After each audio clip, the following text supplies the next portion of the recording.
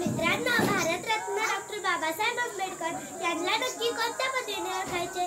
कायदे पंडित, लेखक, पत्रकार, अर्थशास्त्र, समाजसुधारक अशा अनेक पदव्या डॉक्टर बाबासाहेबांच्या नावावर आहेत. 14 एप्रिल 1891 साली त्यांचा जन्म झाला. यावर्षी आपण त्यांची 133वी जयंती साजरी करीत आहोत. खरं तर आपण खूप भाग्यवान आहोत की इतके असामान्य कर्तृत्व गाजवणारे बाबासाहेब आंबेडकर आपल्या देशात जन्माला आले.